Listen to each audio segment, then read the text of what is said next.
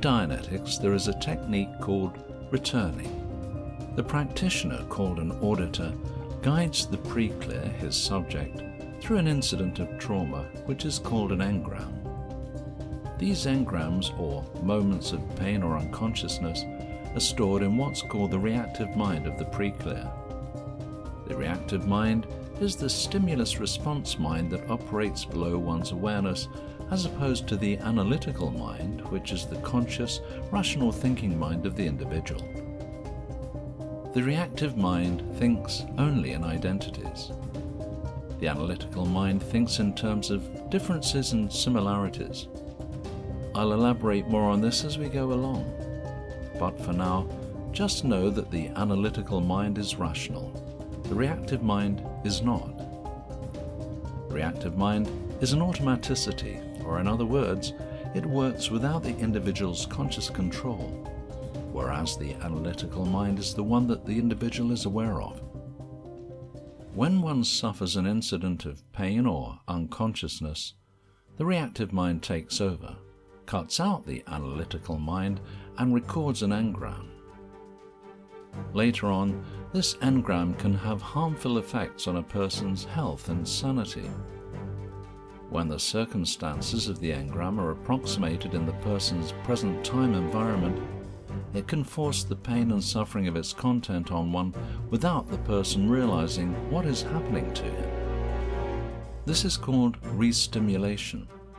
Re-stimulation can not only bring back the pain and suffering from the engram's content, it can also cause the person to dramatize or act out whatever else occurred in the incident. If words were spoken around him while he was in pain or unconscious, these words can act upon him, much the same way hypnotic commands would had the person simply been hypnotized. Also, he can act like the person who overwhelmed him in a situation.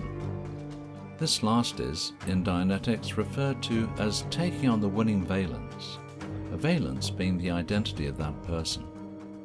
Remember how I said that the reactive mind thinks in terms of identities? That's one way. The other way is that the reactive mind identifies or equates everything that happens in an engram with the other. It interprets its content by making irrational calculations, like the pain equals the objects equals the person, or valence, and the words spoken in the incident. It's the auditor's job to help the pre-clear confront his engrams in his reactive mind. The procedure would go something like the auditor asking the pre-clear to close his eyes and return to a moment of pain. The pre-clear would find such a moment, and while re-experiencing it, would describe such moment to the auditor. The auditor would ask the pre-clear questions about what's happening, and also give him commands to return to the beginning, go to the next moment, and so on and so forth. The auditor makes the pre-clear confront the engram, the idea being that the pre-clear, acting alone, would not be able to confront such himself, because the reactive mind, when addressed, will cut out the analytical mind and overwhelm the pre-clear. You could say, for the sake of simplicity, that the auditor is actually standing in for the pre-clear's analytical mind while he is undergoing Dianetics auditing. Dianetics is a powerful tool for getting relief from one's past trauma. It's worth finding out about, and if you truly want to understand it in full, I recommend reading Dianetics: The Modern Science of Mental Health by L. Ron Hubbard. Now, the actual problem with Dianetics has nothing to do with the validity of the theory or the effectiveness of the technique used to clear one's mind. It's more of a practical concern, actually. In the early days of Dianetics, it was found that some pre-clears were easier to run on Dianetics than others, and some auditors were more skilled than others. And if you got a difficult pre-clear with an auditor that was not very skilled, you were heading for disaster. Just the fact that you need two people alone brings about an issue, never mind being able to match up the skilled practitioners with the tougher cases and the less skilled with the easier cases. L. Ron Hubbard realized that auditors would need to be trained and that organizations would need to be built so the professional services could be administered so he could achieve his goal of a cleared planet, or in other words, a world without insanity, criminality, and war. Hubbard would have conversations with a friend of his, Dennis Stevens, about how it was not likely billions of pre-clears would be paying billions of auditors for such services, and that if mankind were to become truly free of the ill effects of the reactive mind once and for all, there would have to be a way that one could handle the reactive mind solo. After Dennis retired from the church in the late 1970s, he developed such a technique. Thrilled that the problem had finally been solved, he tried to get his research notes to L. Ron Hubbard, but to no avail, as at this time Hubbard was only reachable by a few. Dennis still wanted people to know about this discovery, so he compiled his notes and had them typed up by a friend, so that his method, the resolution of the mind, also known as TROM, could be studied as a standalone subject. Later on in the 90s, Dennis Stevens recorded lectures on the subject of TROM as cassette tape correspondence to those who were currently practicing TROM and wanted to know more about it. After Dennis's demise in the mid-90s, the subject of TROM survived and continued by way of independent Scientologists posting copies of his book and publishing his lectures on their websites and blogs. But as valuable as Dennis's technology was, it was still known to only a few, understood by even fewer, and actually practiced by even fewer than that.